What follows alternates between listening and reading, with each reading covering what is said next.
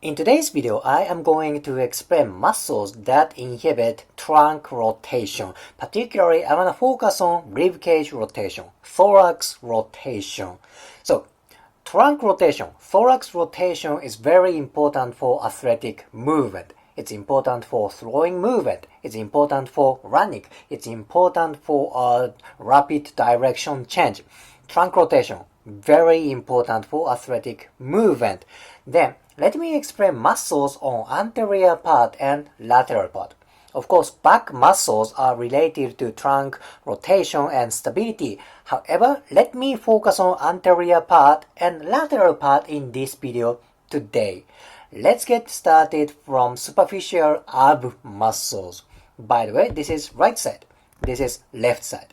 On right side, you see superficial muscles. On left side, you see slightly deeper layer. This is external oblique. External oblique is the most outer layer of abdominal muscles. This muscle, of course, attaches to ribcage.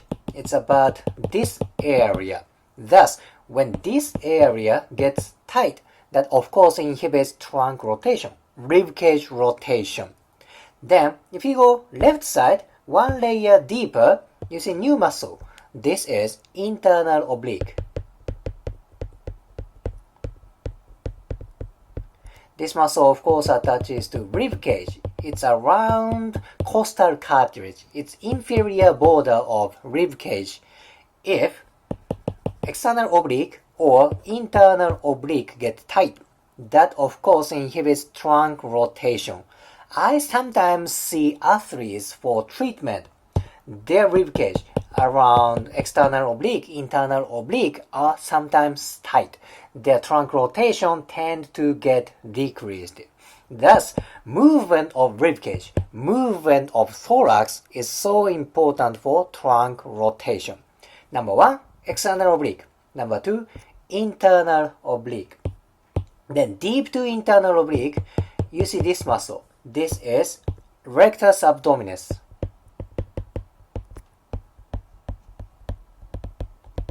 Rectus abdominis is mainly for flexion movement, trunk flexion.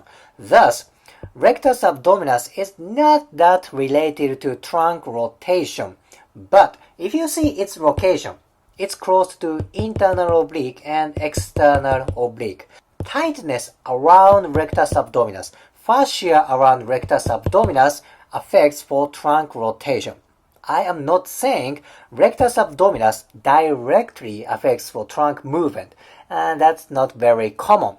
However, there's myofascia around rectus abdominis. Of course, if this area in general gets tight, that inhibits trunk rotation. Okay, this distinguish is very important.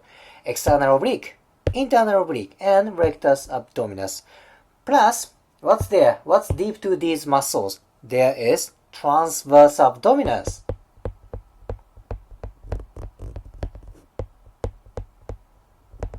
Transverse abdominis. This is the deepest part of core muscles, abdominal muscles.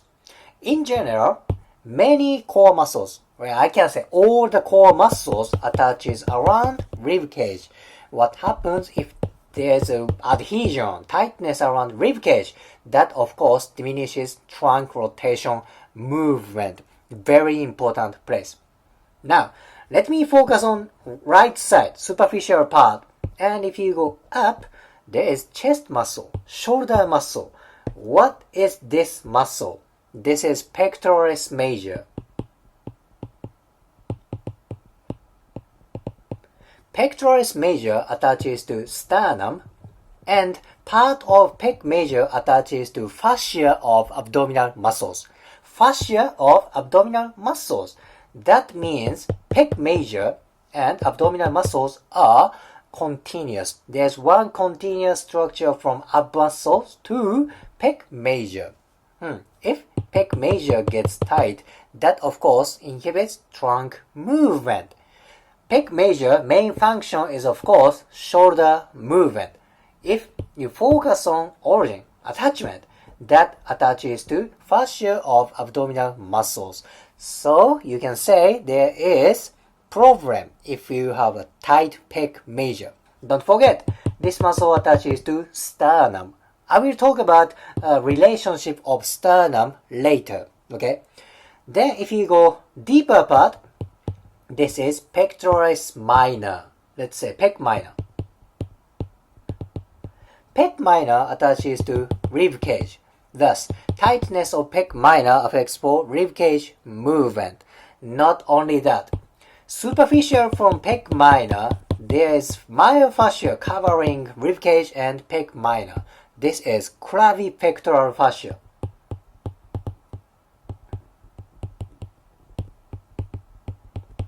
Clavipectoral fascia. This covers rib cage and it's close to sternum. It's about this area. Of course, tightness of this fascia affects for trunk movement.